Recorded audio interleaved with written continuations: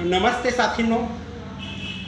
सर्वात प्रथम ज्या महामानवांनी मानवमुक्तीच्या संघर्षात स्वतःच्या आयुष्याची आहुती दिली त्या सर्व महामानवांना मनपूर्वक अभिवादन करूया.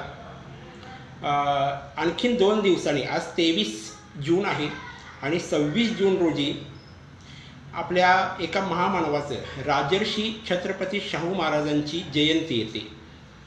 या निमित्तानं अंधश्रद्धा निर्मूलन समिती कोल्हापूर शहर यांच्या वतीनं शाहू विचार प्रबोधनमाला इथे व्याख्यान रूपानं आपण ऑनलाईन सादर करतोय. आज या व्याख्यानमालेमध्ये दुसरं पुष्प गुंफण्यासाठी मी इथे हजर आहे.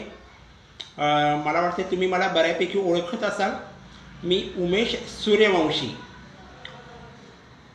मी कामगार आहे आणि लेखक आहे, परिवर्तनवादी चळवळींचा कार्यकर्ता आहे आणि तुम्हा सर्वांचा जवळचा साथी देखील आहे. आज माझ्या साथीदारांनी मला जो विषय दिला आहे तो फार महत्त्वाचा विषय आहे. तो विषय असा की शाहू चरित्रापासून आपण काय शिकावे. विषय महत्त्वाचा आहे. कालच याच फेसबुकच्या लाईव्हमधून आमचे साथी आदरणीय संभाजीराव मोहिते यांनी तुम्हाला शाहू चरित्राची ओळख करून दिली असेलच. मी चरित्राच्या अंतरंगामध्ये जाण्यामध्ये मला रस नाही. मी चरित्रामधले काही तपशील जरूर सांगेन, पण मला जी महत्त्वाची गोष्ट तुमच्यासमोर सांगायची आहे की चरित्रातून आपण जे काही शिकतो ते तुमच्यापर्यंत अगोदर नीटपणे पोचले का याची खातरजमा करूया. असं म्हणतात आणि असं एका मोठ्या युरोपियन विचारवंताचं म्हणणं असं आहे की इतिहास हा माणसाला शहाणपण शिकवणारा विषय आहे. हा इतिहास माणसाला जर शहाणपण शिकवणारा विषय असेल तर तो इतिहास तुमच्यापर्यंत नीटपर्यंत पोचायलाही हवा, योग्य मार्गाने तो तुमच्यापर्यंत यायलाही हवा आणि तुम्ही त्याचं आकलन देखील योग्य दृष्टिकोनाने केलं पाहिजे. ही त्याची पहिली अट आहे. इतिहास जसं विधायक घडवतो काही, तसंच इतिहास बरंच काही विध्वंसकी घडवत असतो. त्यामुळं आपल्या महामानवांचा नीटचा इतिहास, त्यांचं मोठेपण, त्यांची महानता ही आपण नीटपणे जोखली पाहिजे. आज या विषयाच्या अनुषंगाने मी तुम्हा सर्वांसमोर एक माझा पहिला मुद्दा विचारार्थ ठेवतो तो असा की राजर्षी छत्रपती शाहू महाराज हे नाव म्हटल्यानंतर तुमच्या डोळ्यासमोर जी प्रतिमा पहिली उभा राहते ती एका माणसाची आहे, ती एका राजाची आहे, एका समाज सुधारकाची आहे की एका समाज क्रांतिकारकाची आहे. शाहू महाराज राजा होते की नाही? हो, नक्की होते. शाहू महाराज माणसातील राजा होते की नाही? जरूर होते. शाहू राजा समाज सुधारक होता की नाही? नक्की होते.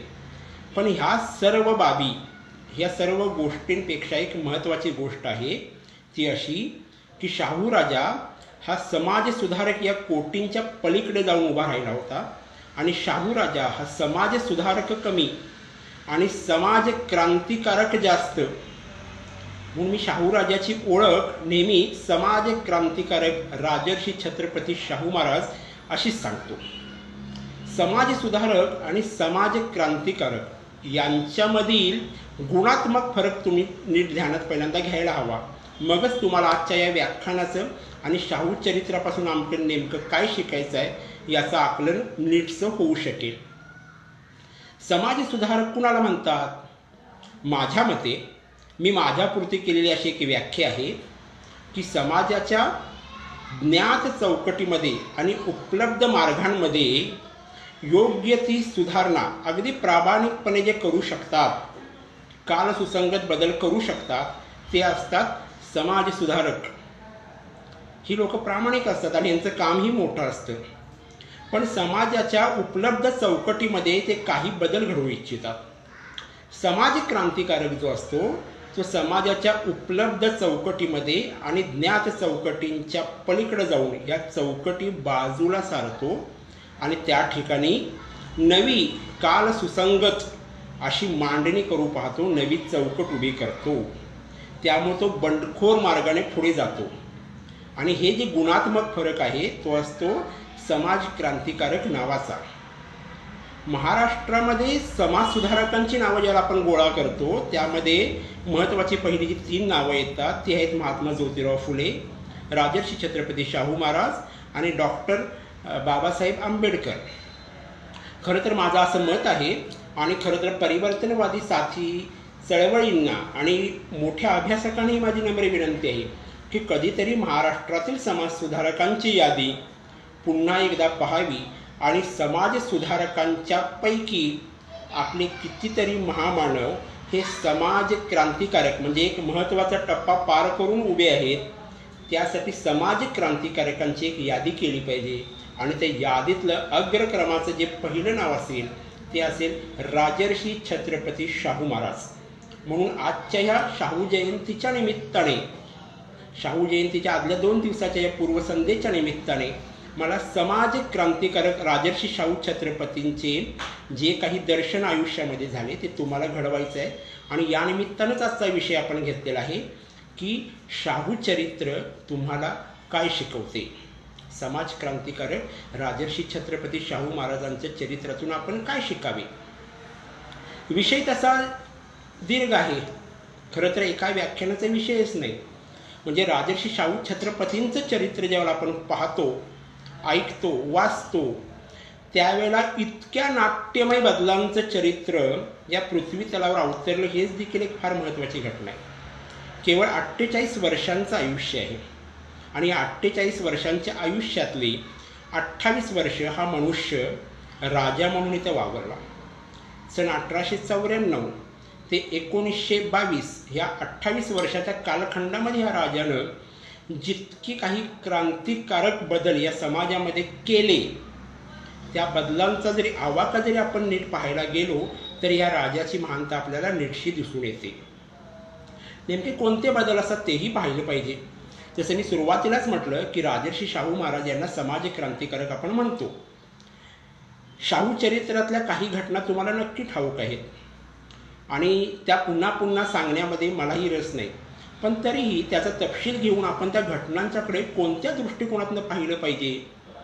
मला एवढं नक्की ठाऊक आहे की तुम्ही परिवर्तनवादी चळवळीतले साथी आहात आणि तुम्हाला इतकं पक्कच ठाऊक आहे की कोणताही इतिहास हा अंतिम इतिहास नसतो. इतिहासामध्ये ज्याला काही नवीन पुरावे समोर येतात, काही नवीन आशय संदर्भासहित पुराव्यासहित हाती लागतात त्याला इतिहासाची फेरमांडणी करावी लागते. आणि त्या फेरमांडणीतून जे काही विधायक आणि नवं आपल्याला गवसतं त्या नव्याला आणि विधायकतेला लोकांच्या समोर विचारार्थ ठेवणं हे एक अभ्यासक म्हणून आपलं कर्तव्य असतं. आज या फेसबुक लाईव्हच्या निमित्तानं इतिहासाचा एक नम्र वाचक एवढ्याच भूमिकेतून मी तुमच्यासमोर काही मुद्दे ठेवतोय. जी घटना तुम्हाला ठाऊक आहे आणि जी घटना मलाही ठाऊक आहे, ज्या घटनेकडे तुम्ही कसे पाहता आणि त्या घटनेकडे मी कसा पाहतो एवढाच आजच्या शाहू चरित्रातून काय शिकावे या व्याख्यानाचा माझा उद्देश आहे बोलण्याचा. नीटपणे घटनाही पहा आणि नीटपणे त्या ज्या घटनांच्याकडे मी कशा पद्धतीने पाहतो तेही तुम्ही पहा. काही मतभेदाचे मुद्दे असतील, प्रत्येक गोष्ट माझीच बरोबर असेल असेही नाही, पण तरीही तुम्ही त्याच्यावर नक्की विचार कराल या अपेक्षेसह तुमच्यासमोर काही मुद्दे ठेवतो. राजर्षी शाहू महाराजांना आरक्षणकर्ते असं म्हटलं जातं. आरक्षणकर्ते म्हणजे 1902 साली शाहू महाराजांनी या देशामध्ये पहिल्यांदा आरक्षण नीतीचा अध्यादेश काढला. जुलै 26, 1902 या सालचा या दिवसाचा तो अध्यादेश आहे. या आरक्षण नीतीचं मर्म शाहू महाराजांनी ज्या पद्धतीनं समजावून सांगितलं त्या घटनेकडं आपण जरासं अधिक डोळसपणे पाहूया. ती घटना तुम्हाला ठाऊक आहे की ज्याला शाहू महाराजांनी आरक्षण नीतीचा अध्यादेश काढला आणि ते ज्याला भारतामध्ये परतले त्यावेळेला शाहू महाराजांच्याकडे सांगलीचे अभ्यंकर वकील आले. हे शाहू महाराजांचे एक चांगल्यापैकी स्नेही असावेत. अभ्यंकरांनी शाहू महाराजांसमोर जो मुद्दा मांडलेला आहे की जर अशा तऱ्हेनं प्रशासनामध्ये काही गुणात्मक पद्धतीची लोकं डावलून जर तुम्ही प्रशासन चालवणार असाल तर कसं काय होईल, अशा आशयाचा थोडा तो आक्षेप होता. शाहू महाराजांना अभ्यंकरांचा रोख कळला. अभ्यंकर हे काही आपल्या परिवर्तनवादी चळवळीतल्या विरोधी बाजूचे गृहस्थ नक्कीच नाही आहेत. शाहू महाराजांनी अभ्यंकरांचं बोलणं ऐकल्यानंतर त्यांना घेतलं आणि ते आपल्या तविल्याच्या वाटेकडे गेले. तिथे काही धडधाकट घोडी होती आणि काही रोगड घोडी देखील होती. त्यातील संधी ज्यावेळेला पसरली, म्हणजे घोड्यांचं अन्न ज्यावेळेला पसरलं, त्याला धडधाकट असणाऱ्या घोड्यांनी ते अन्न सगळं फस्त केलं आणि मग जी रोगट आणि दुबळी घोडी होती ती मागं राहिली. ही घटना आम्हाला सगळ्यांना ठाऊक आहे. तर ही घटना दाखवून शाहू महाराज जे बोललेले आहेत अभ्यंकरांना, शाहू महाराज असे म्हणतात की दुबळ्या लोकांना आणि दुबळ्या समाजाला आपल्या हातामध्ये घेऊन चारावं लागतं. हे आरक्षण नीतीचं मर्म त्यांनी अभ्यंकरांना सांगितलं. ही घटना सर्वांनाच ठाऊक असते. आता या घटनेतलं मर्म काय आहे? शाहू राजा हा इथे प्रशासकाच्या भूमिकेमध्ये आहे. ही प्रशासकाची भूमिका अशी असते, जेव्हा एखादा प्रशासक समाजाच्या कल्याणाप्रती एखादी गोष्ट समोर ठेवतो तर त्या गोष्टीसाठी समाजाचं जे समर्थन मिळवून घ्यायचं असतं त्याचा यथायोग्य दाखला इथे शाहू राजा आपल्याला घडवून दाखवतो. तो दाखला काय आहे? जसं तुम्हाला एक उदाहरण आणखीन यातनं पाहता येईल. दरवर्षी आपल्या इकडे शेतकऱ्यांच्यासाठी काही कर्जमाफी होत राहते. ती चूक की बरोबर ह्या गोष्टीमध्ये आपण नंतर शिरू. पण शेती संबंधीच्या ज्या काही समस्या आहेत त्या समस्यांच्यावर, त्या प्रश्नांच्यावर आपल्या राज्यातील एखादा मोठा प्रशासक, मोठी व्यक्ती जाऊन शेतकऱ्यांशी एखाद्या बांधावर चर्चा करतेली तुम्ही पाहिली आहे का? शेतकऱ्यांच्या समस्या जाणून घेऊन प्रत्यक्षात त्यांच्या समस्याशी भिडण्यासाठी लागणारी यथायोग्य यंत्रणा, रचना उभी करण्यासाठी ते झटतायत असं दिसतं का? अपवादात्मक जर काही लोक सोडली तर ही गोष्ट दिसत नाही. याचं कारण असं की जेव्हा एखादा अध्यादेश किंवा एखादी गोष्ट समाजात आपण रुजवत असतो त्यावेळेला त्या समाजाला आपल्याबरोबर घेऊन जायचं असतं. त्यामुळे आरक्षणाला ज्या वेळेला विरोध व्हायला लागला, सकारात्मक विरोध होता. अभ्यंकरी ग्रस्त काही चळवळीचे विरोधक नव्हते, पण त्यांचा काही आक्षेप आहे असं म्हटल्यानंतर शाहू महाराजांनी त्यांना आपल्या गाडीमध्ये घेऊन त्यांना आरक्षण नीतीचं जे मर्म समजावून सांगितलेलं आहे ते मर्म फार महत्त्वाचं आहे. ते मर्म असं सांगतं की प्रशासकाची ही जबाबदारी आहे की ज्यावेळेला ते एखादा निर्णय घेतं तर त्या निर्णयामध्ये समाजातल्या बहुतांशी घटकांचा सकारात्मक सहभाग त्यामध्ये नोंदवता येईल अशा त्याने काही कृती करायच्या असतात. शाहू चरित्रापासून प्रशासक म्हणून आमच्या राज्यकर्त्यांनी ही गोष्ट शिकायला काही हरकत नाही. शाहूराजे उत्तम प्रशासक होते, पण प्रशासक होते आणि शाहू म्हटलं की, राजा म्हटलं की आपल्यासमोर असं होतं की हा काही गाद्या गिरद्यांवर लोणारा मनुष्य होता का? म्हणजे राजे म्हटले की आपल्याकडे तलमवार कपडे, रेशमी कपडे, अंगामध्ये सोनं, ह्या होत्या अशा बऱ्याच गोष्टी असतात. म्हणजे महाराष्ट्रातीलच नव्हे तर देशातील बहुतांशी संस्थानिक जे होते ते त्या ठिकाणचे मालक आणि ठेकेदार बनून राहिले होते. शाहू राजा किंवा बडोद्याचे सयाजीराव गायकवाड, औंधचे प्रतिनिधी असे काही अपवादात्मक लोक सोडली, संस्थानिक सोडले, तर या राजेशाहीनं जितका आपल्या भारतीय लोकांचा बट्ट्याबोळ केलेला आहे तितका इतर कुणी केला असं मला वाटत नाही. शाहू राजा हा अशा संस्थानिकांच्या मधला उभा राहिलेला मनुष्य आहे, तरी देखील तो आपलं संस्थान आणि आपण असणारी संस्थानाची भूमिका ही तो विश्वस्त पद्धतीने पाहतो. ही फार महत्त्वाची घटना आहे. महात्मा गांधींनी पुढे जी विश्वस्ताची कल्पना रचली आणि पुढे मांडली समाजाच्या, त्याचं मागील काळातील जिथं जागतं उदाहरण जर तुम्हाला पाहायचं असेल तर आदर्श शाहू महाराजांचं उदाहरण तुम्हाला डोळ्यासमोर ठेवावं लागेल. एक विश्वस्त म्हणून हा मनुष्य जगतो. म्हणजे खजिना आहे की नाही? आहे. पैसे आहेत की नाहीत? आहे. उधळू शकत होते की नाही? उधळू शकत होते. संपूर्ण अधिकार होते. आणि तरी देखील हा राजा आपल्या संस्थानांच्या मध्ये ज्या काही गोष्टी करतो, जो काही खर्च करतो तो एका विश्वस्त भावनेतनं करतो. ही फार महत्त्वाची गोष्ट आहे. तुम्हाला एक उदाहरण देतो. ज्या वेळेला शाहू महाराज मुंबईला जात तिथे पन्हाळा लॉजमध्ये शाहू राजा उतरायचा. त्या काळामध्ये व्हिक्टोरिया गाड्या असायच्या. व्हिक्टोरिया गाडी असेच एका कामानिमित्त ज्याला शाहू महाराज गेले होते त्या शाहू महाराजांना कामानिमित्त बाहेर जाण्यासाठी एक व्हिक्टोरिया गाडी लागली. ती व्हिक्टोरिया गाडीचं भाडं तो जो गाडीवान होता तो सांगायला लागला ₹2. शाहू महाराज खाली उतरलेले आहेत आणि ते गाडीवाल्याला म्हणतात की मी तुला ₹1 देईन. तो गाडीवाला म्हणतोय मला ₹2 हवेत. असं करत करत जवळजवळ 15-20 मिनिटं त्या दोघांची ठरवाठरवी सुरू झाली. दिवाणजी नावाचे त्यांच्याबरोबरचे जे कोणी गृहस्थ होते शाहू महाराजांच्या बरोबर ते सारा हा प्रकार पाहत आहेत. शाहू महाराज काय करतायत, शेवटी तो सौदा जो आहे तो ₹1.25 सौदा ठरला आणि शाहू महाराज त्या व्हिक्टोरिया गाडीमध्ये बसून आपले काम करून परतले. काम करून परतल्यानंतर जे गृहस्थ होते शाहू महाराजांच्या बरोबर, त्याने शाहू महाराजांना जी गोष्ट आणि जो प्रश्न विचारला तो फार महत्त्वाचा आहे. ते असे म्हणतात की राजे, तुम्ही तर प्रत्यक्षात राजे असताना केवळ ₹1 वाचवण्यासाठी तुम्ही आपले 15-20 मिनटं त्या माणसाची हुज्जत घालणे हे काही मला बरोबर वाटले नाही. शाहू महाराजांना त्यांचा रोख कळला आणि शाहू महाराजांनी तिथे त्या गृहस्थांना जी गोष्ट सांगितली ती फार महत्त्वाची गोष्ट आहे. शाहूराजा असं म्हणतो की मी राजा आहे हे खरं आहे, पण म्हणून मला खजिन्यातल्या पैशांची उधळपट्टी करण्याचा अधिकार नाही. मी विश्वस्त पद्धतीने जगतो. जर मी अशीच उधळपट्टी करायला लागलो तर माझे संस्थान भिकेला लागल्याशिवाय राहणार नाही. ते जे त्यातले 12 मी ₹75 वाचवलेले आहेत त्यातूनच माझ्या समाजामध्ये काही नवीन आणि चांगल्या मौलिक रचना मी घडवू शकतो. आणि काटकसरीनं वागणं हाच खरा अर्थानं प्रशासकाचं, विश्वस्ताचं काम आहे. शाहूराजाने हे जे आशयपूर्ण वाक्य त्या गृहस्थाला सांगितलेलं आहे त्यावरून शाहूराजाची आपल्या संस्थानाप्रती असणारी विश्वस्ताची भूमिका तुम्हाला दिसून येईल. फार महत्त्वाचं आहे. एक राजा केवळ 12 वाचवण्यासाठी आपली 20 मिनिटाची हुज्जत सर्वांच्या समोर करत आहे. जरा चित्र डोळ्यासमोर आणा मुंबईमधल्या त्या रस्त्यावरचं, म्हणजे तुम्हाला ह्या पाठीमागचं नेमकं आकलन करेल. दुसरी आणखीन एक गोष्ट तुम्हाला सांगतो. शाहू महाराजांच्याकडे एकदा एक हैदराबादी रसोई आला होता. हैदराबादच्या नवाबाचं पत्र घेऊन तो शाहू महाराजांच्या भेटीला आला. हा रसोई अत्यंत दर्जेदार प्रकारचे जेवण करायचा. तो आला आणि शाहू महाराजांना पत्र दिलं. शाहू महाराजांना कळालं तो नेमका कशासाठी आलेला आहे.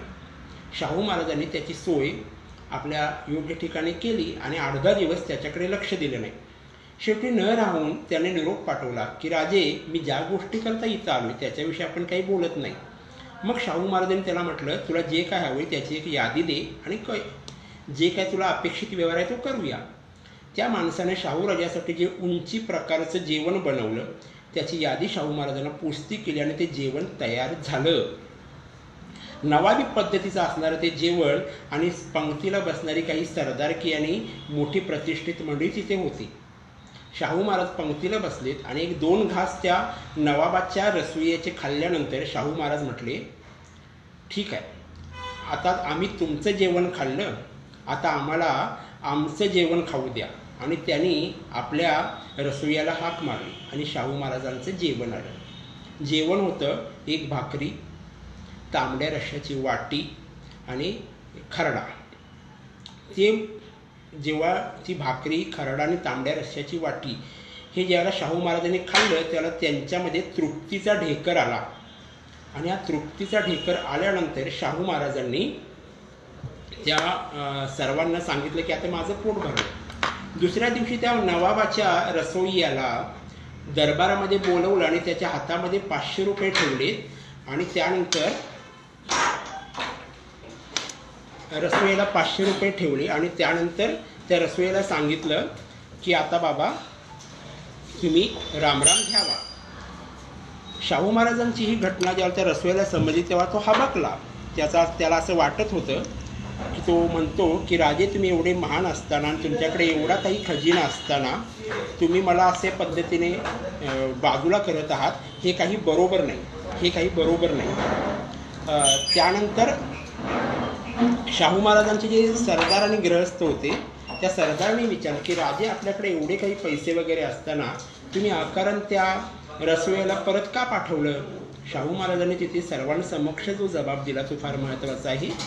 शाहूराजे असे म्हणतात की जर मी अशा पद्धतीचं नवाबी थाटाचं जेवण करत बसलो तर माझा खजिना रितावायला फारसा वेळ लागणार नाही.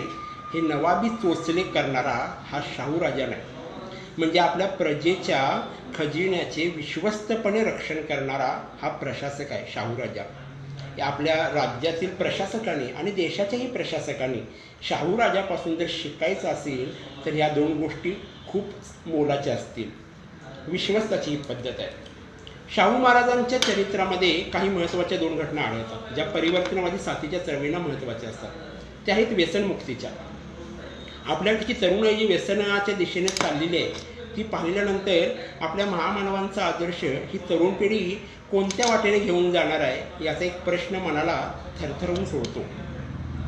व्यसनमुक्तीच्या पद्धतीत शाहू महाराज यांनी कधीही दारूला स्पर्श केलेला नाही. म्हणजे औषधासाठी दिलेली दारू देखील शाहू महाराजांनी नाकारलेली आहे.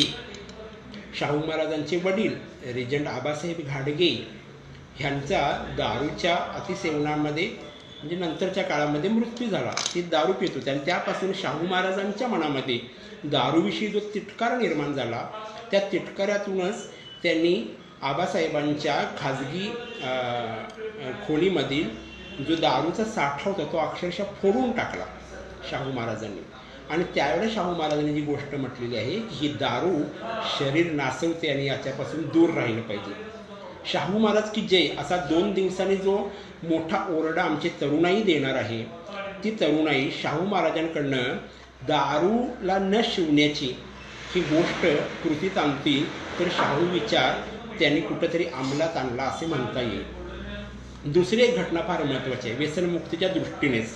खरं तर हा प्रयोग होता तो शाहू महाराजांच्या काळामध्ये यशस्वी झालेला आहे, पण तो तुमच्यासमोर ठेवतो विचारार्थ. म्हणजे शाहू महाराज कशा पद्धतीने समाजामध्ये बदल घडवायला तयार होते याची एक चुणूक दिसेल तुम्हाला. डॉक्टर काटे नावाचे दंतवैद्य शाहू महाराजांच्याकडे होते. अत्यंत हुशार मनुष्य. ते डॉक्टर काटे जे होते त्यांना दारूचे व्यसन होते आणि ही गोष्ट शाहू महाराजांच्या कानावर आली होती. मनुष्य मोठा हिकमती आहे, ज्ञानी आहे, त्याच्या ज्ञानाची बुज आपण राखली पाहिजे आणि त्याचं व्यसनही सुटायला पाहिजे. अशा विवंचनेमध्ये शाहूराजे असताना त्यांनी डॉक्टर काटेंना एकदा आपल्याबरोबर राहायला बोलवलं. जवळजवळ 1.5 महिना डॉक्टर काटे शाहू महाराजांच्या बरोबर राहिले. अगदी दिवस रात्र शाहू महाराजांना आपल्या जवळ ठेवायचे. एकदा जेवता शाहू महाराजांनी हा विषय काढला की डॉक्टर काटे तुम्ही दारू पित होता का? त्याला डॉक्टर काटे असे म्हटले, मी गेल्या 1.5 महिन्यापासून दारूला शिवू शकलो नाही, कारण संपूर्ण वेळ तुमच्याबरोबर जातो आणि माझ्या डोक्यामध्ये दारूला शिवायचा, दारूला स्पर्श करण्याचा विचारही डोक्यात येत नाही. शाहू महाराज म्हटले, खरोखर विचार येत नसेल तर ही कृती कायम ठेवा, मी तुमचं कल्याण करीन. शाहू महाराजांनी हा जो शब्द दिला डॉक्टर काटेंना की तुमचं कल्याण करीन, पुढे डॉक्टर काटेंच्या मुलाला दंतवैद्याच्या नवीन शिक्षणासाठी त्यांनी ₹1500ची शिष्यवृत्ती लावली आणि डॉक्टर काटेंशी आजीवन चांगले संबंध सांभाळले. व्यसनमुक्तीचा एक नवीन पद्धतीची प्रयोग शाहू महाराज करत होते. यातून काय शिकायचं आहे आपल्याला? शिकायचं असं आहे, जसं आपण म्हणतो की व्यसन वाईट आहे, व्यसन करणारा वाईट नसतो. त्यामुळे व्यसनाशी वैर धरावं, व्यसन करणाऱ्याशी वैर धरू नये.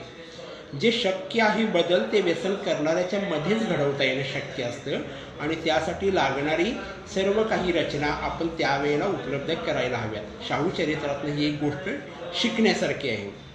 शिक्षणाच्या पातळीवरच्या तुम्हाला 2 घटना सांगतो, म्हणजे त्यातून तुम्हाला शाहू महाराजांचं मोठेपणही कळेल आणि शाहूंचं हृदय देखील कळेल.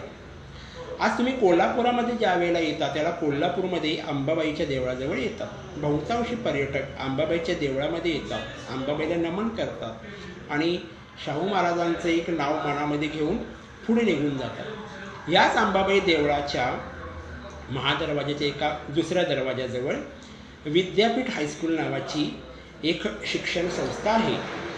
हे विद्यापीठ हायस्कूल जे आहे ते वादत तोफखाने नावाचे जे शाहू महाराजांचे अत्यंत जवळचे आणि विश्वासू साथीदार होते त्यांच्या परिश्रमाचं फळ आहे. ही विद्यापीठ हायस्कूलची इमारत रिकामी करण्यासाठी शाहू महाराजांनी त्या ठिकाणी तब्बल 6 तास, सकाळी 7 ते दुपारी 1:30 असा तब्बल 6-7 तासांचा कालावधी एकाच जागेवर उभा राहून ते काम करून घेतलेलं आहे. ती इमारत रिकामी केली आणि मग त्या ठिकाणी त्या विद्यापीठ हायस्कूलचं रोपटं लागलं. मी ज्या वेळेला त्या अंबाबाई देवळाच्या परिसरामध्ये जातो तेव्हा त्या अंबाबाई देवळाच्या भिंतीला लागून उभा राहिलेला शाहू महाराज नावाचा 6-6.5 फुटाचा मनुष्य, ज्याच्या डोळ्यामध्ये बहुजन समाजाच्या शिक्षण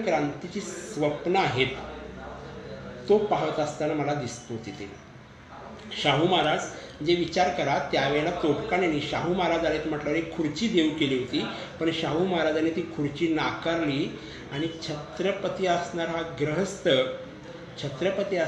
ग्रहस्थ तब्बल 6.5-7 तास एकाच जागेवर काम पूर्ण होईस्तवर थांबला. आज विद्यापीठ हायस्कूल नावाची जी रचना तिथे दिसते ना, त्याच्या पाठीमागे शाहू महाराजांच्या त्या डोळ्यातील स्वप्न आहेत, जी त्यांनी आमच्या साऱ्या बहुजन रयतेसाठी पाहिली होती. आणखीन एक दुसरं उदाहरण तुम्हाला शिक्षणासंबंधित देऊ. तुम्हाला परिचित असणारी बरीच उदाहरणं सांगता येतील, मी ती टाळून जाणीवपूर्वक काही दुसरी उदाहरणं सांगतो. दुसरं उदाहरण असं आहे की आपल्याला माहीत आहे की सध्या शालेय शिक्षण पोषण आहार सध्याकडे चालू असतो, बरोबर ना, आणि तो योग्यही आहे. खरं तर पोटाची भूक ज्या वेळेला शमते त्याच वेळेला ज्ञानाचा कोटा भरण्यासाठी मेंदू ताजा तवाना होतो, आणि हे खरं आहे. त्या काळामध्ये शाहू महाराजांच्याकडे एक जो मुलगा होता, तो मुलगा आला आणि त्याला शाहू महाराजांना सांगितलं, मोरे नावाचा मुलगा, तो म्हटला की मला शिकायचं आहे. शिकायचा या एका शब्दानं शाहू महाराजांना जागं केलं. त्या मुलाला घेतलं आपल्या खडखडा नावाच्या वाहनामध्ये आणि शाहू महाराज तिथल्या जवळच्याच शिक्षणाच्या केंद्राकडे गेले. त्या शिक्षण केंद्राच्या इथेच मुदपाकखाना होता, अर्थात रसोई घर होतं. रसोई घरामध्ये शाहू महाराज गेले आणि तिथे जे रसोई होते त्यांना बोलावून सांगितलं की हा नवा मुलगा आलेला आहे, याची देखील सोय करा. त्या काळामध्ये शाहू महाराजांच्याकडे जी मुलं शिक्षणासाठी येत त्यांची पहिल्यांदा पोटाची व्यवस्था व्हायची. दररोज सकाळी 2 भाकरी आणि संध्याकाळी 2 भाकरी मुदपाकखान्यातून त्या मुलाच्या पोटात पडायचे आणि मधल्या काळात तो शिक्षण घ्यायचा. शालेय पोषण आहाराची सर्वात पहिली सुरुवात जी केलेली आहे ती राजर्षी शाहू महाराजांनी केलेली आहे, आणि त्याला आमच्या कोल्हापुरातला हा तो सोनतळी जवळचा आश्रम त्याची साक्ष देत उभी आहे. आणि विशेष म्हणजे त्या मुदपाकखान्यात गेल्यानंतर शाहू महाराज त्या रसोईला दरडवतात, खबरदार, वेळेमध्ये अन्न पोचलं पाहिजे, कुणीही एक विद्यार्थी उपाशी झोपता कामा नये. रयतेच्या शिक्षणाची इतक्या खोलवर काळजी घेणारा जगाच्या इतिहासातील हा माझ्या मते एकमेव महामानव असावा, राजा असावा. शिक्षणाच्या बाबतीत जर शाहू महाराज म्हणजे कोल्हापूरची जी सध्या ओळख आम्ही सांगतो की कोल्हापूरला आम्ही कलापूर म्हणतो, कलापूर कोल्हापूर अशी ते एक ओळख आहे, आणि खरंच आहे की कलापूर बनवण्याचं जे महत्त्वाचं साधन होतं, जी महत्त्वाची प्रक्रिया होती ती घडली शाहूंच्या कालखंडामध्ये. म्हणजे कलाकारांना जोपासायचं कसं याची अक्षरशः उदाहरणं शाहू राजानं आपल्याला घालून दिली, आणि ती शाहू चरित्रामध्ये तुम्हाला ठाई ठाई दिसतात. आबालाल रहमान हे नाव तर आम्हाला साऱ्यांनाच ठाऊक आहे. एक मोठा चित्रकार म्हणजे ज्याची चित्रांची आज देखील जागतिक पातळीवर त्याची प्रशंसा केली जाते, असा आबालाल रहमान नावाचा चित्रकार. आबालाल एकदा आजारी पडले, तापानं फणफणत होते, आणि त्यांची चौकशी करण्यासाठी म्हणून शाहू महाराजांनी आपला खडखडा म्हणजे वाहन शाहू महाराजांचं त्यांच्या घराच्या दिशेने वळवलं. शाहू महाराजांचा खडखडा दारात आला. शाहू महाराज खडखडत नाही. शाहू महाराजांनी त्या मुजऱ्याला लवून प्रतिसाद देत आबालालांना देखील एक मुजरा केला, आणि शाहू महाराजांनी केलेला आबालालांना मुजरा पाहून खडखड्यामध्ये बसलेले राजपरिवारातले एक गृहस्थ मनातल्या मनामध्ये त्यांच्या खटकलं. ज्यावेळेला शाहू महाराज खडखड्यामध्ये आले परत आबालांना सोडून, तर त्या गृहस्थांनी आपली नाराजी उघडपणे बोलून दाखवली की तुम्ही छत्रपती आहात आणि तुम्ही एका पेंटराला, हा शब्द आहे की तुम्ही एका पेंटराला मुजरा करतात, ही गोष्ट काही तुमच्या व्यक्तित्वाला शोभणारी नाही. शाहू महाराजांनी हलकंच स्मित केलं आणि त्यांनी त्याला गृहस्थांना सांगितलेली गोष्ट फार महत्त्वाची आहे. शाहू महाराज म्हणतात, मी त्या पेंटराला मुजरा नाही केला, त्याच्या अंगात असणाऱ्या असीम कलेच्या साधनेला केलेला तो मुजरा आहे, आणि अशा कलावंतामुळेच आपल्या कोल्हापूरचं नाव कलापूर होतं. शाहू महाराजांनी निर्माण केलेले हे कलापूर जे आहे ते अशा कलासक्त व्यक्तींचा हिथला जो कायमचा वावर राहिला, हिथलं त्यांचं कायमचं वास्तव्य राहिलं, ह्यातून साकार झालेली रचना आहे. आणि आबालाल रहमानसारख्या अशा असंख्य लोकांना वेगवेगळ्या पद्धतीच्या वेगवेगळ्या कला शिक्षण घेणाऱ्या लोकांचा इथं राबता ठेवला शाहू महाराज, आणि आमचं कोल्हापूर झालं. अशाच प्रकारची आणखीन एक घटना आहे जी फार महत्त्वाची आहे. आपण पाहतो की नाट्य आणि सिनेमा क्षेत्रासंबंधित ज्यावेळेला काही इतिहासविषयक रचना तयार होतात, म्हणजे उदाहरणार्थ एखादा सिनेमा तयार झाला, एखादं नाटक तयार झालं, तर त्याच्यावर बरेच आक्षेप घेता येतील असे असतात. त्याचं कारण असं की इतिहासाला सोडून असणाऱ्या बऱ्याच गोष्टी त्याच्यामध्ये दाखवल्या जातात. इथं काही नाटकांची आणि काही सिनेमांची नावं देण्याची नक्कीच गरज नाही. तुम्ही समजलं असाल तर त्यातलं सांगण्याचा हेतू तुम्हाला सांगतो. कोणतंही नाटक आणि कोणतंही चित्रपट नावाचं जे माध्यम असतं ते समाजामध्ये जर विघातक उलथापालथी करत असेल तर त्या रचनेकडं सर्वात प्रथम प्रशासकानं आणि कलासक्त माणसानं गंभीरतेनं पाहिलं पाहिजे. शाहूंच्या काळामध्ये, शाहूंच्या राज्याभिषेकाच्या प्रसंगी, राज्यारोहणानंतर जी काही नाटक कंपन्या आल्या, त्या नाटक कंपन्यातून त्या काळामध्ये गणपतराव बोडस नावाचे एक मोठे कलावंत हॅम्लेट सादर करायचे. शेक्सपियरचं अजरामर नाटक हॅम्लेट, ते हॅम्लेट नाटक बरंच प्रसिद्ध झालं होतं. हे गणपतराव बोडस अत्यंत दर्जेदार नट होते. ते हॅम्लेट सादर करायचे आणि हे हॅम्लेट सादर करणारे गणपतराव बोडस एकदाच असे खाली एका नावासमोर दाढी करायला बसलेले असताना पाठीमागून वासुदेव केळकर यांनी गणपतराव बोडसांची असणारी शेंडी, केसांची शेंडी जी असते ती कात्रीनं कापून टाकली. गणपतराव बोडसांचा शेंडी कापलेली अवतार झाला आणि गणपतराव बोडसेंनी ती तक्रार शाहू महाराजांच्याकडे घेऊन गेली. शाहू महाराज हा मोठा हिकमती मनुष्य. शाहू महाराजांनी बोडसांना जी गोष्ट सांगितली ती फार महत्त्वाची आहे. शाहू महाराज म्हणतात, गणपतराव, हॅम्लेट काय बामणाच्या जातीचा होता का, की बामणाचं पोरगं होतं का? म्हणजे ह्यामध्ये जातीचा उल्लेख कमी, पण शेंडी राखून केला गेलेला हॅम्लेट हा उद्या समाजामध्ये काही वेगळ्या विघातक उलथापालथी करू शकतो हे जाणणारा शाहूराजे आहे. शाहूचरित्र जी शिकायची गोष्ट आहे ती अशी, कलेकडे पाहण्याची तुमची दृष्टी अधिक व्यापक आणि अधिक दूरदृष्टीची असली पाहिजे. गणपतराव बोडसांना ते मोठ्या मनाने मान्य केलं आणि पुढे गणपतराव बोडसांचा हॅम्लेट हा बिनशेंडीचा सगळीकडे सादर होऊ लागला. छोटीशी घटना वाटते पण त्याच्यामध्ये मर्म फार महत्त्वाचं त्यामध्ये आहे, असं की कलेकडे देखील फार गांभीर्यानं पाहावं लागतं. त्यामुळे हॅम्लेटचा प्रकार शाहू महाराजांनी आपल्यापर्यंत असा निस्तरला. शाहू महाराजांनी अंधश्रद्धा निर्मूलनविषयक जे काही काम केलेलं आहे त्या घटनाही तुम्हाला ठाऊक आहे. म्हणजे ज्योतिषाला तुरुंगात डांबल्याची घटना तुम्हाला नक्कीच ठाऊक आहे. आणि त्या घटनेपेक्षा आणखीन एक दोन घटना मी तुम्हाला सांगतो. म्हणजे तुम्हाला सर्वांना ज्ञातच असेल की गेले एक 5-7 वर्षापूर्वी महाराष्ट्र राज्याच्या मुख्यमंत्रीपदाचा जो सोहळा झाला त्या सोहळ्यामध्ये मंचावर नव्या मुख्यमंत्र्यांना आशीर्वाद देण्यासाठी जी काही लोक जमली होती त्याच्यामध्ये बरेच ज्यांना काय म्हणूया आपण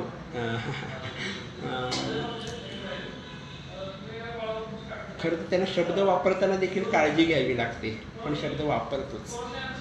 त्या काळातली जी भटी मंडळी होती, म्हणजे भटी पद्धतीची, याचा अर्थ कुठेही जातीवाचक नाही. शाहू महाराज हे नाव घेतानाच आपण आपली जात बाजूला ठेवूनच यायचं असतं याचं भान मला आहे. पण भटी म्हटलं की केवळ एका विशिष्ट जातीला असं टार्गेट म्हणून नाही, तर पुरोहितशाहीची लोक, थोडक्यात पुरोहितशाही जवळजवळ त्या रंगमंचावर उपस्थित होती. आणि आमच्या एका मुख्यमंत्र्यांनी त्यांच्या उपस्थितीमध्ये जेव्हा शपथ घेतली तेव्हा ते राज्य शाहूंचे विचाराचे नसेल ही त्याच वेळेला मला खात्री झाली होती. तर सांगण्याची गोष्ट अशी आहे, शाहू महाराज संबंधित म्हणजे या भटांशी त्यांनी केलेला व्यवहार फार महत्त्वाची गोष्ट आहे. भट म्हणजे पुरोहितशाही. सर्व प्रकारच्या पुरोहितशाहीला विरोध झालाच पाहिजे, झालाच पाहिजे. कोणत्याही एका जातीला नव्हे, एका धर्माला नव्हे, सर्व प्रकारच्या पुरोहितशाहीला विरोध करणे हे परिवर्तनवाद्यांचं कामच आहे. त्यामुळे ते भटी म्हटल्यानंतर तुम्ही अमुक एका जातीबद्दल तिथे काही आक्षेप घेण्याचं कोणी कारण नाही आहे. तर झालं असं की शाहू महाराज हे ज्या वेळेला परदेशामध्ये जात होते, परदेशामध्ये, त्यावेळेला शाहू महाराज परदेशात जाणार म्हणून तत्कालीन भटीमंडळी आली आणि त्यांनी शाहू महाराजांना काही गोष्टी म्हणजे परदेश गमनासाठी जाण्यासाठी जे काही गोष्टी करण्याची परवानगी मागितली. शाहू महाराजांनी या गोष्टीला अनुकूलता नव्हती. शाहू महाराज असे अंधश्रद्धे मुळीच नव्हते. त्यांनी त्या गोष्टी करण्याला समूळपणे सपशेल नकार दिला. शाहू महाराज जाऊन आले. जाताना शाहू महाराजांना त्यातल्या काही लोकांनी धमकीही दिली, गर्भित वजा धमकी ज्याला म्हणतात तशी, अशी की हे जर नाही केलं तर काहीतरी विपरीत घडण्याची शक्यता आहे. शाहू महाराज त्या भट्टी मंडळींना जी गोष्ट म्हणतात ते आपल्या देशातील प्रत्येक प्रशासकानं, प्रत्येक राज्यकर्त्यानं जर ते अवलंबलं तर ह्या महाराष्ट्राचा आणि या देशाचा कायापालट होण्यासाठी फारसा वेळ लागणार नाही. शाहू महाराज त्या भट्टी मंडळींना म्हणतात, जर तुमच्या सांगण्याप्रमाणे मी वागलो आणि तुम्हाला जे काही करायचे आहेत क्रियाकर्म ते जर तुम्ही केले आणि त्यातूनही मी जर व्यवस्थित जर परत आलो नाही तर त्याची जबाबदारी तुम्ही घेणार का? शाहूंच्या या टोल्यानं भट्टी मंडळींना जो तडाखा बसला तो तिथून निसटून गेले. शाहू महाराज परदेश गमन करून आले आणि आल्यानंतर शाहू महाराजांनी प्रायश्चित्त घ्यावं, म्हणजे परदेश गमन त्या काळामध्ये प्रायश्चित्त घेण्यासाठी प्रवृत्त केलं जाते. शाहू महाराजांनी त्यालाही नकार दिला होता. शाहू महाराज सारे भट्टीडाव ओळखून होते. म्हणजे तुम्हाला आणखीन एक महत्त्वाची गोष्ट सांगतो, शाहूंच्या आयुष्यातली आहे. म्हणजे एखाद्या प्रशासकानं आणि नेतृत्वाने कशा पद्धतीने एखाद्या प्रश्नाकडे पाहिलं पाहिजे, त्याचा सखोलतेनं अभ्यास केला पाहिजे, त्याचा तो आदर्श नमुना वाटतो मला. ते आहे कुलकर्णी वतन बंद केल्याचं. शाहू महाराजांनी कुलकर्णी वतन बंद केलं आणि ती तक्रार घेऊन समस्त कुलकर्णी मंडळी शाहू महाराजांच्या दरबारामध्ये आली. वेळ दुपारची होती आणि भोजनाची होती. शाहू महाराजांना कळलं यांचं प्रयोजन काय आहे ते. शाहू महाराजांनी काय केलं, शाहू महाराज म्हटले त्यांना, आता आलाच आहात तर थोडे घासभर खाऊन घ्या. मग त्या शाहू महाराजांना शब्द म्हटल्यावर सगळी कुलकर्णी मंडळी जेवायला बसली. सगळ्यांनी तुडुंब जेवणं केली. जेवण झाल्यानंतर ती सगळी समोर आली. शाहू महाराज म्हटलं, आता जेवलाच आहात तर थोडा काळ विश्रांती देखील घ्या, मग बोलू. सगळी कुलकर्णी मंडळी, जी भट्टी मंडळी आली होती, त्या सगळ्यांनी आराम करण्यासाठी अस्ताव्यस्त पसरले आपले हातपाय आणि ती चांगली तासभर झोपा काढून उठली. तासभर झोपा काढून उठल्यानंतर ते पुन्हा शाहू महाराजांसमोर सगळी उभा झाली आणि आपली गाऱ्हाणी सांगू लागली. तेव्हा शाहू महाराज म्हटले, तुम्ही या गाऱ्हाण्यामध्ये जी गोष्ट मांडलेली आहात लिखित स्वरूपात की कुलकर्णी वतन बंद झाल्यामुळे तुमच्या पोटापाण्याचे काही हाल होत आहेत, हे तद्दन खोटे आहे, तद्दन खोटे आहे. शाहू महाराजांच्या या प्रश्नावर कुलकर्णी मंडळी म्हणतात की कसं का तुम्ही म्हणता, तर शाहू महाराज म्हणतात, जर खरोखरच तुम्हाला त्रास झाला असता तर आज तुमच्या पोटामध्ये यथेच्छ कोंबण्याची तुम्हाला आवश्यकता वाटली नसती आणि ते कोंबल्यानंतर डाराडूर झोपण्याची देखील तुमच्या डोक्यामध्ये विचारही आला नसता. ज्या अर्थी तुम्ही या दोन्ही गोष्टी केलेल्या आहात त्या अर्थी कुलकर्णी वतन मी बंद केले हे काय वाईट केले नाही. तेव्हा नमस्कार. शाहू महाराजांनी मर्म ओळखून केलेला हा जबरदस्त टोला समजायला हवा. म्हणजे असं होतं की गाऱ्हाणे घेऊन येणारं देखील कोण आहे हे पहिल्यांदा पाहावं लागतं आणि मगच त्यासंबंधीचे आपले निर्णय समाजामध्ये सांगावे लागतात. आणि ही दूरदृष्टी असणारा शाहू राजा हा अत्यंत विवेकी मनुष्य होता. शाहू महाराजांच्या इतर काही गोष्टींच्या बाबत आणखीन एक महत्त्वाची गोष्ट ज्याच्याकडे आपल्या बऱ्याच जणांचं दुर्लक्ष होतं आणि विशेषतः परिवर्तनवादी चळवळीतल्या लोकांचं याकडे दुर्लक्ष होऊ नये, ते म्हणजे शाहू महाराजांची पालकत्वाची भूमिका. पालकत्वाची भूमिका. शाहू राजा छत्रपती आहेत, शाहू राजा हे आपल्या सर्वांना ठाऊक आहे, पण या राजाला देखील एक कुटुंब आहे आणि या कुटुंबामध्ये शाहू राजाला 2 मुलं होती, एक राजाराम महाराज आणि दुसरे प्रिन्स शिवाजी. आपल्या मुलांना एका पालकानं, एका बापानं जे काही चांगुलपणाचे धडे द्यायचे असतात, जे काही चांगुलपण रुजवायचं असतं, ते एक पालक म्हणून शाहू महाराजांनी केलेलं एका उदाहरण म्हणून तुम्हाला दिसून येईल. जो छत्रपती मनुष्य असतो त्याच्या मुलांना भविष्याची काही काळजी असायची काही गरज नाही, असा तुमचा आमचा होरा नक्कीच असेल. पण जिथे बाप शाहू महाराज असतो आणि जिथे मुलं राजाराम आणि प्रिन्स शिवाजीसारखी असतात, तिथे काही वेगळे किस्से ऐकायला मिळतात. शाहूपुरी ही आमच्या कोल्हापुरातली अत्यंत मध्यवर्ती असणारी बाजारपेठ आहे. सध्या त्या बाजारपेठेमध्ये एक आडतीचं दुकान होतं मोऱ्यांचं. त्या गोऱ्यांचं. त्या आडतीच्या दुकानातले जे गोरे नावाचे गृहस्थ होते शाहू महाराजांच्या अत्यंत विश्वासातील, म्हणजे शाहू महाराजांच्या कित्येक पैशांच्या पेढ्या त्यांच्याकडे ठेवलेल्या असायच्या, ठेवी ठेवलेल्या असायच्या. जेव्हा अचानक काही पैसे लागतील त्याला ते तिथनं उपलब्ध करायचे, इतका विश्वासू मनुष्य होता. ज्याला शाहू महाराजांचे दोन्ही युवराज राजाराम महाराज आणि प्रिन्स शिवाजी वयामध्ये आले, योग्य वयामध्ये आले, त्यावेळेला शाहू महाराजांनी त्यांना व्यापाराच्या शिक्षणासाठी ह्या गोरेंच्याकडे पाठवलेलं. आडतीचं दुकान आहे आणि तिथं शाहू महाराजांची 2 मुलं काही शिक्षण घेत आहेत आणि शिक्षण घेतानाच त्या गोरेने शाहू महाराजांनी गोष्ट सांगितलेली ती फार महत्त्वाची आहे. शाहू महाराजांना स्पष्टपणे बजावलेलं आहे, काही ऐरं गैरं केलंच तर 2 लगवायला मुळीच कचरू नका. म्हणजे आपले युवराज म्हणून ज्याला आपण म्हणतो, आजकाल आपण असे बरेच युवराज, बरेच प्रिन्स आपण पाहत असतो, पण शाहू महाराज आपल्या मुलांना जे शिक्षण देऊ इच्छितात, जे शिस्तबद्धता देऊ इच्छितात, जे पालकत्व देऊ इच्छितात, ते सगळ्यात नामाने म्हणजे सगळ्यात निराळा असं आहे. त्या गोरेंना सांगितलं होतं की जर हा काही ऐरं गैरं वर्तन या लोकांनी केलंच दोघा युवराजांनी, तर त्याच्या कानशिलात लगावली तरी देखील काही हरकत नाही. पुढे राजाराम महाराजांनीच तिथे कधी काळी आडतीचं दुकान टाकलं आणि प्रिन्स शिवाजींच्या नावानं पुढे एक स्टेशनरी कंपनी निघाली होती. पालकत्वाचे धडे कसे द्यायचे असतात याचा जगातील एक वेगळा नमुना शाहू महाराजांनी घालून दिला असं माझं मत आहे या बाबतीतलं. आणखीन एक महत्त्वाची घटना आहे की शाहू महाराजांच्या ज्या सून होत्या इंदुमती बाईसाहेब, आपल्या सर्वांना ठाऊक आहे, प्रिन्स शिवाजींच्या अकाली मृत्यूनंतर इंदुमतीबाई विधवा झाल्या आणि त्यांच्या शिक्षणासाठी शाहू महाराजांनी ही एक 11-12 वर्षाची लहान मुलगी, पण तिचं पुढील आयुष्यामध्ये काय होईल याच्या विवंचनेमध्ये असणारा हा सासरा, जगातील एक वेगळा सासरा ज्याला म्हणतात, पण जो खऱ्या अर्थानं एका लेकीचा पालक म्हणून उभा राहिला, ती घटना तुम्हाला सांगणं अनिवार्य आहे असं मला वाटतं. इंदुमतीबाई साहेबांचं शिक्षण व्हावं आणि त्यांनी स्वावलंबी व्हावं या उद्देशाने शाहू महाराजांनी त्यांच्या शिक्षणाच्या काही सोयी उपलब्ध केल्या. त्या काळामध्ये राजपरिवारातल्या स्त्रियांचं नख देखील दृष्टीस पडत नव्हतं. अशा काळामध्ये इंदुमतीबाई साहेबांच्या शिक्षणाचे जेव्हा शाहू महाराज पुढे सरसावले तेव्हा खुद्द राजपरिवारातल्या शाहू महाराजांना विरोध झाला. एक बाई शिकते, ती राजपरिवारातली बाई शिकते, हे त्या काळामध्ये प्रचलित पडणं थोडं कठीणच होतं. 100-125 वर्षापूर्वीची घटना. तर झालं असं की शाहू महाराजांना खुद्द राजवाड्यातच त्यांच्या काही जवळच्या लोकांनी मुजरा करणं देखील बंद केलं, निषेध म्हणून, विरोध म्हणून. शाहू महाराजांनी या गोष्टीकडे काही पाहिलं नाही. इंदुमतीबाई साहेबांसाठी जे भार्गवराव कुलकर्णी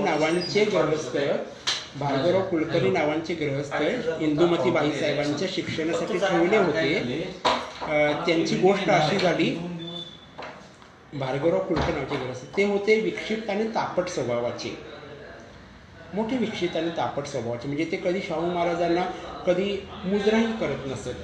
पण शाहू महाराजांना जेव्हा त्यांचा स्वभाव कळाला त्याला शाहू महाराजांनी जी गोष्ट सांगितली फार महत्त्वाची आहे. शाहू महाराज म्हणतात, जोपर्यंत हा मनुष्य शिक्षक म्हणून माझ्या लेकीला, माझ्या सुनेला योग्य शिक्षण देत आहे तोवर त्यांनी मला मुजरा करायची देखील गरज नाही.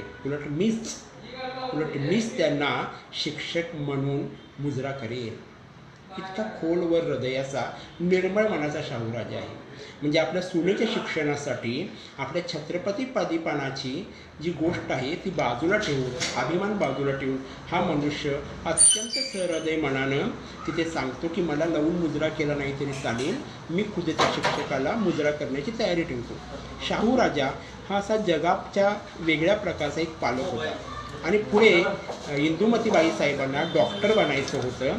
त्याच्या सोयीसाठी देखील शाहू महाराजांनी दिल्ली येथे एक बंगला भाड्याने घेऊन ठेवला होता.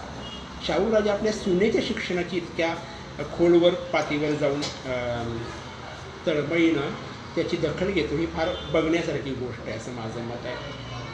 पालक म्हणून जसे राजाराम आणि प्रिन्स शिवाजीच्या पाठीशी शाहू राजा उभा राहिला, तसाच तो इंदुमतीबाई साहेबांच्याही पाठीमागे उभा राहिला, पाठीशी उभा राहिला. आणखीन शाहू महाराजांचं एक महत्त्वाचं रूप तुम्हाला इथे सांगायचं आहे की जो प्रशासक असतो, जो राज्यकर्ता असतो, त्याचा स्वतःचा एक धर्म नक्कीच असतो. पण त्या धर्मामध्ये परधर्मियांच्या विषयीची त्याच्या काय भावना आहेत याच्यावर बहुतांशी गोष्टी ठरत असतात.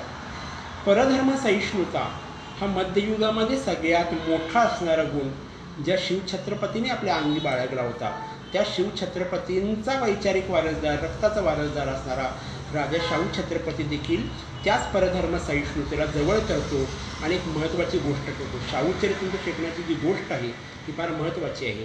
ती गोष्ट अशी की शाहू महाराजांनी जी विविध प्रकारची विविध जातींची 22 वसतिगृह उभारली, त्यातील एक वसतिगृह आहे मुस्लिम बोर्डिंग नावाचं आणि इतर सगळ्या बोर्डिंगचं अध्यक्षपद वेगवेगळ्या लोकांना दिलं गेलेलं आहे, मान्यवरांना दिलं गेलेलं आहे. पण मुस्लिम बोर्डिंगचं तह हयात अध्यक्षपद शाहू महाराजांनी घेतलं. मुस्लिम धर्माच्या विषयीची त्यांची जी सहिष्णुता होती, त्यांना ठाऊक होतं की आपल्या समाजामध्ये नंबर 2च्या लोकसंख्येचा जो हा धर्म आहे त्याच्यावर आपलं वर्तन हे कशा पद्धतीचं असलं पाहिजे. म्हणजे हिंदू मुस्लिम एकता तुम्ही पाहिलं असेल की देशभर जरी हिंदू मुस्लिम दंगली झाल्या तरी कोल्हापुरामध्ये हिंदू मुस्लिम दंगल घडत नाही. ते का घडत नाही असे प्रत्येकजण विचारतात. त्या सर्वांनी शाहू चरित्राचा हा भाग जर नीट तपासला तर त्यांना कळेल की हिंदू मुस्लिम दंगल कोल्हापूरमध्ये का घडत नाही. मुस्लिमांचं कुराण मराठी लोकांना कळावं आणि खुद्द सामान्य मुस्लिमांनाही कळावं म्हणून त्या काळामध्ये ₹25,000 देऊन शाहू महाराजांनी कुराणाचं मराठीत भाषांतर करून घेतलेलं आहे. पुन्हा वक्फ बोर्ड जे आहेत मुस्लिमांचे त्यांना काही सक्तीच्या ताकीद देऊन त्यातील पैसा मुस्लिम मुलांच्या शिक्षणासाठी लावण्याची सोयी केलेली आहे शाहू महाराजांनी.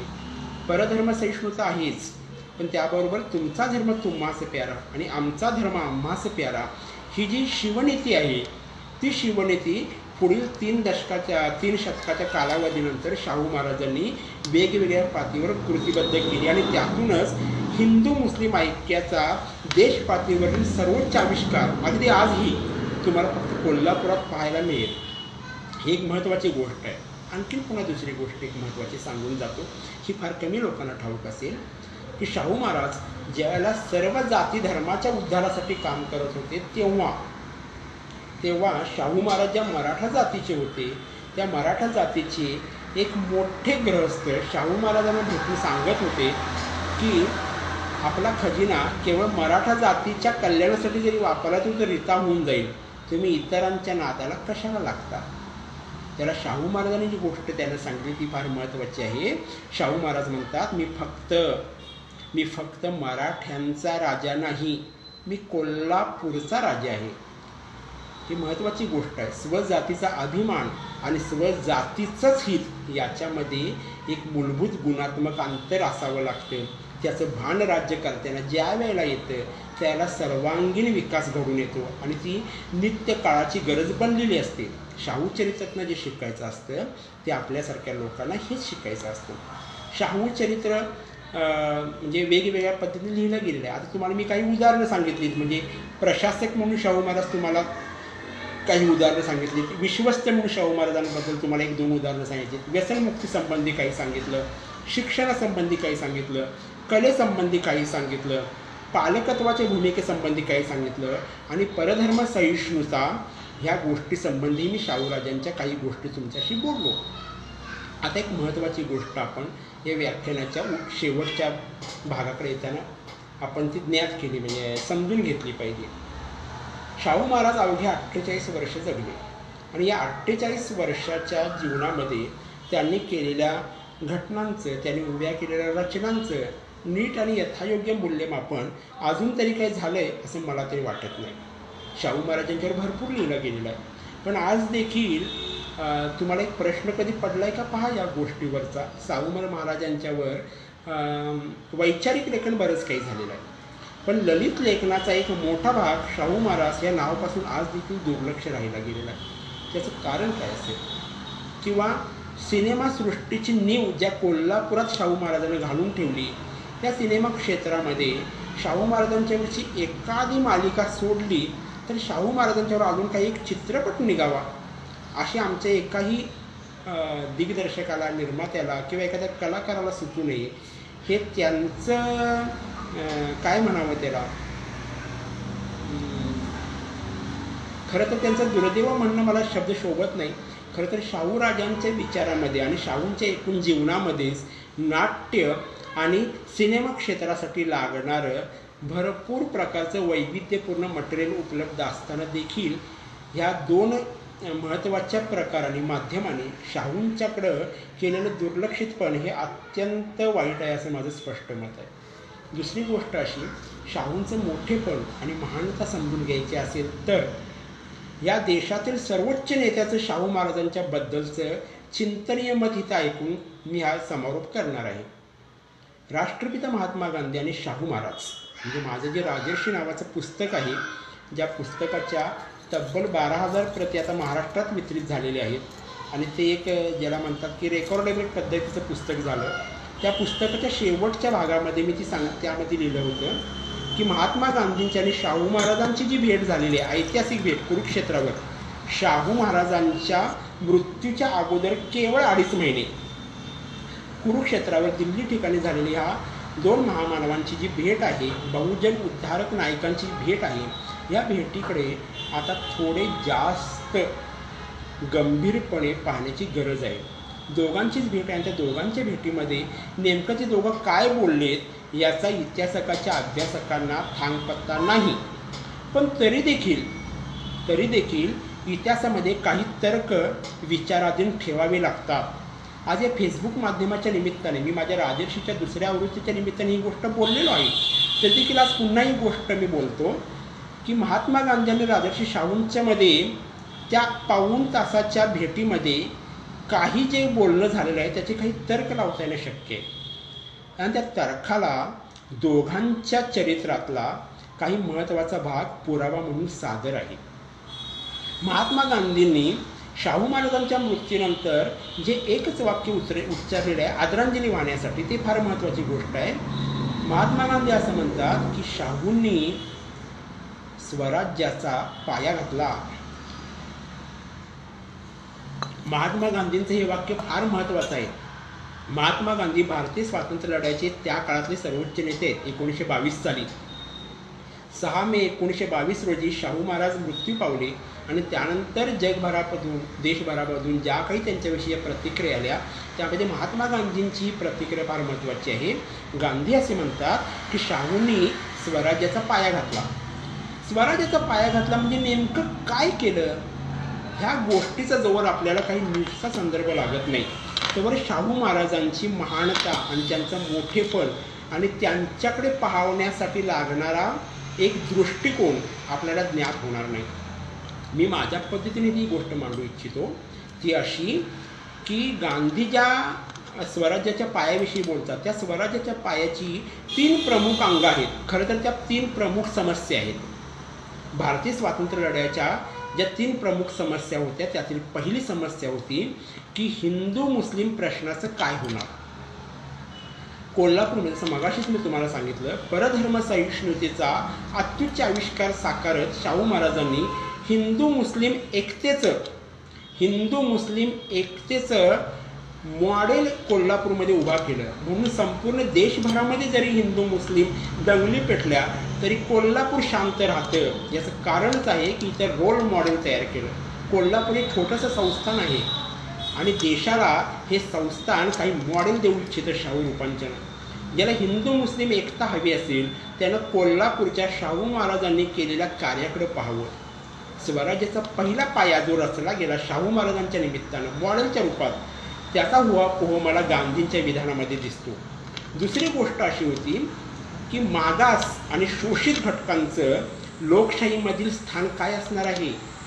मॉन्टेग्यू चेम्स्फोर्ड अहवालाला 1917 साली आणि शाहू महाराजांनी ब्राह्मणेतर चळवळ उभी केली.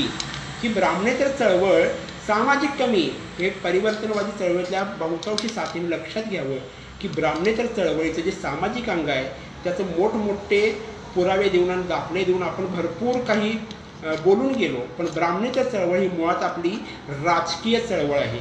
या ब्राह्मणेतर चळवळीच्या याच्यातूनच पुढे ज्याला संयुक्त महाराष्ट्र झाला त्यातून यशवंतराव चव्हाण असतील अगदी आत्ताचे शरद पवार असतील ही जी बहुजन मंडळी पुढे राज्याचे नेतृत्व करायला सक्षम झाली ह्याचा सगळा पाया 1917 सालीच्या शाहू महाराजांच्या ब्राह्मणेतर चळवळीत जाऊन शोधावा लागतो. तर सांगण्याचा इथं मुद्दा जो असा आहे तो असा की शोषित घटकांचं आणि मागास घटकांचं लोकशाहीतील स्थान काय असणार या प्रश्नाला शाहू महाराजांनी कोल्हापूरमध्ये केलेलं मॉडेल उभं आहे. 1920चा कालखंड आहे. आणि ही गोष्ट तुम्हा आम्हाला सर्वांना ठाऊक आहे की माणगावच्या ऐतिहासिक परिषदेमध्ये डॉक्टर बाबासाहेब आंबेडकरांना शाहू महाराजांनी दलितांचा नेता, मागासांचा नेता म्हणून पुरस्कृत केलं, आपल्या स्वतःच्या हजेरीमध्ये पुरस्कृत केलं. ही घटना अगदी वरवरची आणि साधी वाटावी इतकी नाही आहे. म्हणजे तुम्हाला स्पष्टपणे भाषा सांगायचं झालं तर स्वतःचे हितसंबंध मोडून शाहूराजांनी ही गोष्ट कृतीत आणून दाखवलेली आहे. त्या काळामध्ये शाहू महाराज हे दलितांचे, मागासांचे पुढारी पण करत होते. महात्मा ज्योतिराव फुलेंच्या नंतरची जी सगळी चळवळ आहे बहुजन हिताची, त्याचा एकमेव ज्याला म्हणतात पुरस्कर्ता आणि पुढारी होता तो शाहूराजा होता. पण शाहूराजाला दूरदृष्टीचं भान आहे आणि काळाचंही भान आहे. आणि म्हणूनच ऐतिहासिक माणगाव परिषदेमध्ये ते डॉक्टर बाबासाहेब आंबेडकरांना दलितांचे पुढारी म्हणून पुढे करतात आणि भविष्यवाणी करतात की हा मनुष्य उद्या देशाचाही पुढारी होईल. आणि अवघ्या 27-28 वर्षांमध्येच शाहू महाराजांनी केलेली ती भविष्यवाणी डॉक्टर बाबासाहेब आंबेडकरांनी भारतीय राज्यघटना लिहून पूर्ण केली. ते राष्ट्राचे पुढारी ठरले. पण त्याची नीव घातली ती ऐतिहासिक माणगाव परिषदेमध्ये. शाहूचरित्राची शिकायची ती गोष्ट ही आहे, समाजाला, मागास समाजाला त्यांच्या हक्काचे प्रतिनिधित्व देताना, त्यांना ते दया, सहानुभूतीच्या मार्गाने देऊ नका. ते त्यांच्या हक्काचं आहे, ते त्यांना हक्काच्या रूपातच दिलं पाहिजे. हा विचार माणगाव परिषदेमधून आणि एका जाहीर कृतीतून शाहू महाराज आपल्याला सांगून देतात. स्वराज्यामध्ये मागासांचं आणि शोषितांचं स्थान काय असणार या प्रश्नाला दिलेलं उत्तर जे शाहू महाराजांचं कोल्हापुरातील अस्पृश्यता निर्मूलनाचं कार्य आणि त्याला डॉक्टर बाबासाहेब आंबेडकरांचं नेतृत्व समाजाला पुरवणं, देणं, पुरस्कृत करणं, ह्या घटनेकडे जरासा अभ्यासकांनी नीटपणे पाहिलं पाहिजे. विशेषतः परिवर्तनवादी चळवळीतल्या सहकाऱ्यांनी ही गोष्ट नीटपणे आखली पाहिजे असं माझं मत आहे. तिसरी जी गोष्ट आहे भारतीय स्वातंत्र्य लढ्यातल्या स्वराज्याच्या पायाची, ती आहे संस्थानिकांचं काय करायचं, संस्थानांचं काय करायचं. मी ते केवळ तर्क मानतोय, या तर्काला काही आधारही आहेत. खरं तर एका मोठ्या व्याख्यानाचा विषय आहे, तरीही तुमच्या विचारात ही गोष्ट ठेवतो ती अशी की शाहू महाराज एक संस्थानिक होते आणि संस्थानिकांच्या संपूर्ण त्यांच्या परिषदेमध्ये शाहू महाराजांचं एक मोठं स्थान होतं. शाहू महाराज एखादा विचार मांडायचे, एखादी कृती करायची तर समस्त संस्थानिकांच्या मध्ये ती आदरभावाचा विषय ठरायची. एक मोठं मनुष्य, एक धिप्पाड व्यक्तिमत्व म्हणून शाहू महाराज संस्थानिकांच्या मध्ये उठून दिसायचे. तर तिसरा जो मुद्दा होता की भारतीय स्वातंत्र्याच्या लोकशाहीमध्ये संस्थानिकांचं काय करायचं, माझा असा तर्क आहे. खरं तर तो अधिक मोठ्या अभ्यासकांनी तो तर्क नीट सोडवलाही पाहिजे.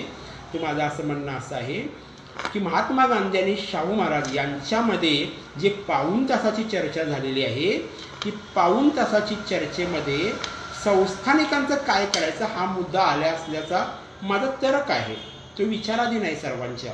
त्याचं कारण असं, महात्मा गांधी ज्याला 1915 साली भारतामध्ये आले आणि त्यांचं बनारस येथील एक ऐतिहासिक भाषण जे झालं, त्या ऐतिहासिक भाषणातला एक तडाखा त्यांनी तिथल्या भारतीय संस्थानिकांना दिला होता. आणि त्यांनी तिथं सांगितलं होतं की तुमच्या गळ्यामध्ये असणारं जड जवाहीर आणि तुमच्याकडे असणारी जमीन आणि इतर संपत्ती ही राष्ट्राची संपत्ती आहे आणि तुम्ही त्याचे विश्वस्त म्हणून काम केलं पाहिजे. शाहू महाराजांचा दुसरा मुद्दा ते व्याख्यान सांगताना सांगितलं होतं की शाहू महाराज विश्वस्त वृत्तीनेच जगलेला महाराज आहे. त्यामुळे गांधींना अपेक्षित असणारा जो संस्थानिक आहे तो शाहूंच्या रूपाने गांधींच्या समोर उभा आहे.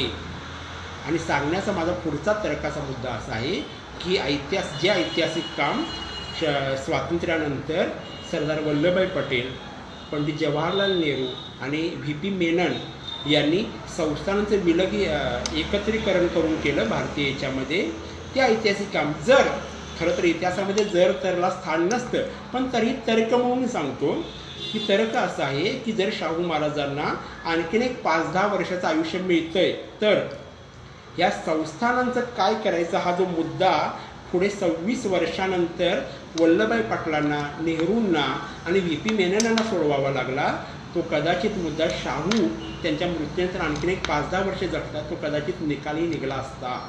हा तर्क आहे. आणि याला भारतीय स्वातंत्र्य लढ्यामध्ये आणि शाहूच्या चरित्रामध्ये भरपूर पुरावे आढळतात.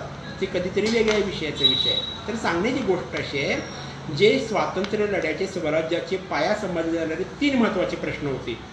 हिंदू मुस्लिम एकतेचा प्रश्न, लोकशाहीमध्ये मागास घटकांचं काय स्थान असणार हा दुसरा प्रश्न, आणि तिसरा प्रश्न संस्थानिकांचं काय करायचं.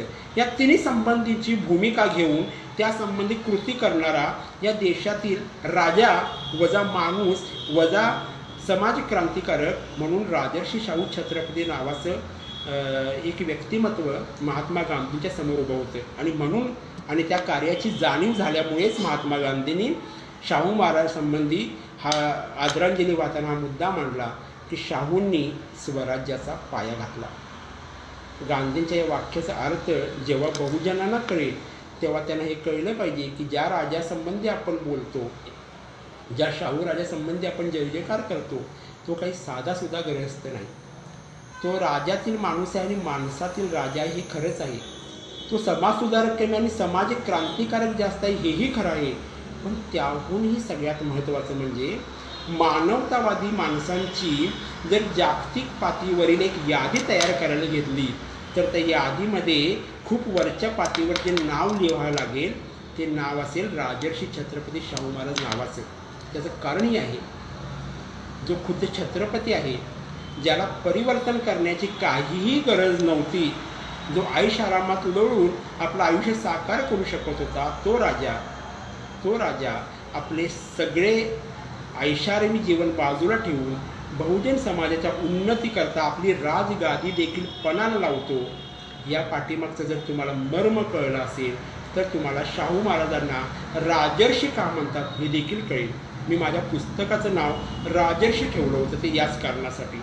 त्यामुळं बहुजन समाजाच्या पुढच्या सर्व लोकांनी आणि विशेषतः परिवर्तनवादी चळवळीतल्या लोकांनी शाहू महाराजाचं आकलन यापुढे करताना तरी किमान समाज सुधारक हे आधीतून शाहू महाराजांचं नाव, महात्मा ज्योतिराव फुलेंचं नाव, डॉक्टर बाबासाहेब आंबेडकरांचं नाव बाजूला करावं आणि समाज क्रांतिकारक महात्मा ज्योतिराव फुले, समाज क्रांतिकारक राजर्षी छत्रपती शाहू महाराज आणि समाज क्रांतिकारक डॉक्टर बाबासाहेब आंबेडकर असं आपण त्यांचं नवीन नामनिदान करावं असं मला वाटतं.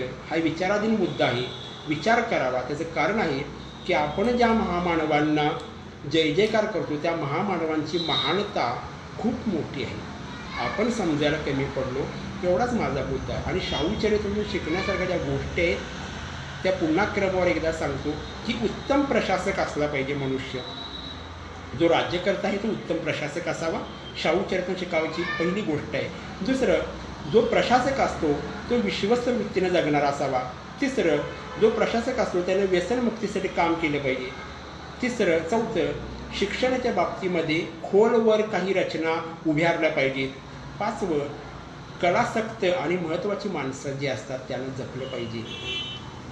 ही गोष्ट सांगताना माझा डोळा जरा पाणावला. त्याचं कारण असं की ह्याच महाराष्ट्रामध्ये बुद्धिजीवांचं म्हणजे विशेषतः दाभोळकर आणि पानसऱ्यांचे झालेले कुणी ते आठवले की शाहू महाराज कालीन असणारा महाराष्ट्र आणि शाहू महाराजांच्या नंतरचा महाराष्ट्र यांची संगती लावता आली पाहिजे. आपल्याला बुद्धिजीवांना कसं जपायचं याच्या अक्षरशः दाखले शाहू चरित्रामध्ये आपल्याला सापडत असताना डॉक्टर दाभोळकरांचा खून होणं, डॉक्टर कॉम्रेड पानसरेंचा खून होणं आणि त्यांच्या खुन्यांना अजूनही शिक्षा न होणं हे पाहिलं की शाहूंचा महाराष्ट्र काहीतरी वेगळाच होता आणि सध्याच्या राज्यकर्त्यांचा महाराष्ट्र काही वेगळा आहे असं जरासा विचार करायला मला भाग पडतं. महत्त्वाची आणखीन एक गोष्ट आहे शाहू चरित्र शिकण्याची, ती अशी आहे की पालक म्हणून जो राजा असतो तो जसा समाजाचा पालक असतो तसाच तो आपल्या कुटुंबाचाही पालक असतो. कुटुंबावर तुळशीपत्र राखून अथवा कुटुंबावर आवाजवी प्रेम, धृतराष्ट्रीय प्रेम दाखवून समाजाचं आणि आपल्या कुटुंबाचंही वाटोळं करू नये. योग्य ठिकाणी योग्य वेळरित्या पालकत्वाची भूमिका कशी निभवावी याचं उत्कृष्ट उदाहरण तुम्हाला शाहू चरित्रामध्ये सापडेल. आणि शेवटचा एक महत्त्वाचा मुद्दा जो होता तो असा की परधर्म सहिष्णुता. आपला भारत हा विविध जातीचा आहे, विविध धर्माचा आहे, विविध पंथाचा आहे. तर इथल्या प्रत्येक घटकाला त्याच्या कार्यपद्धतीमध्ये मोकळी द्यायला शिकलं पाहिजे आणि राष्ट्रीय चरित्रामध्ये त्यांची मोकळी कुठं आड येणार नाही यासाठी त्यांना जबाबदारीचंही भान दिलं पाहिजे. हे शाहू चरित्र आपल्याला शिकवते. शाहू चरित्रातनं शिकायचे असणारे हे अष्टांगिक मार्ग आहेत असं मला वाटतं. आज तुमच्यासमोर या निमित्तानं मला ही गोष्ट ठेवता आली. खरं तर मला या निमित्ताने सांगायचं आहे की यातील प्रत्येक मुद्दा एक आणि 2-2 तासाच्या व्याख्यानाचा आहे. पण आज तुमच्यासमोर फक्त या सर्वाचं सूचन केलं. पुन्हा कधीतरी जर वेळ मिळाला तुम्हाला शक्य झालं, कुणीतरी हे आयोजित केलं, तर पुन्हा एकदा तुमच्यासमोर शाहू राजा वेगळ्या पद्धतीने उलगडण्याची मी नक्की संधी घेईन. एवढ्या शाहीचं आत्ता तुम्ही माझे जे मगाचपासून मी काही तुमच्यासमोर ठेवलेलं आहे विचारार्थ, त्याच्यावर तुम्ही नीट विचार करावा. काही त्याच्यामध्ये उणिवा दिसल्या तर मला जरूर सांगाव्या, मी दुरुस्त स्वतःला करून घ्यायला तयार आहे. काही चुका झाल्या असल्या तर त्याही सांगाव्यात, मी कबूल करायला तयार आहे. पण एकच महत्त्वाची गोष्ट आहे, मगाचपासून एक तासभर मी तुमच्यासंबंधी जे काही बोललो त्याच्यावर तुम्ही मनापासून विचार करावा. डोळे आणि बुद्धी उघडी ठेवून शाहू चरित्र हेच शिकवते. धन्यवाद. जर तुम्हाला काही प्रश्न विचारायचे असतील तर तुम्ही विचारू शकता.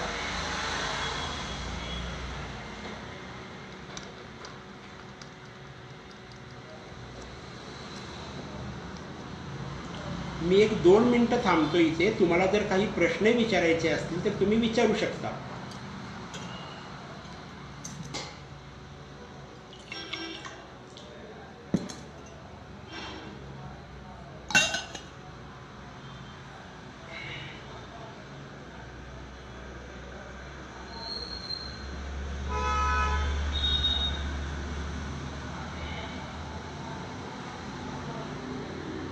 कुणाला काही प्रश्न विचारायचे आहेत का शाहू संबंधी, शाहू चरित्राविषयी, एखाद्या घटनेविषयी?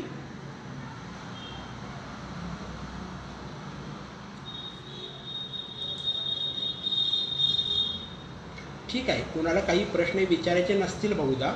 फक्त शेवटलाही संपवताना एवढंच सांगतो की येत्या 26 जून रोजी आपल्या राजाचा, आपल्या छत्रपतीचा किंवा एका मोठ्या माणसाचा वाढदिवस आहे असं कृपया समजू नका. जगातील एका मोठ्या मानवतावादी माणसाचा तो वाढदिवस आहे, जयंती दिन आहे. तो जयंती दिन तुम्ही तुमच्या घरामध्ये गोडधोड करून आणि आनंदाने साजरा करा.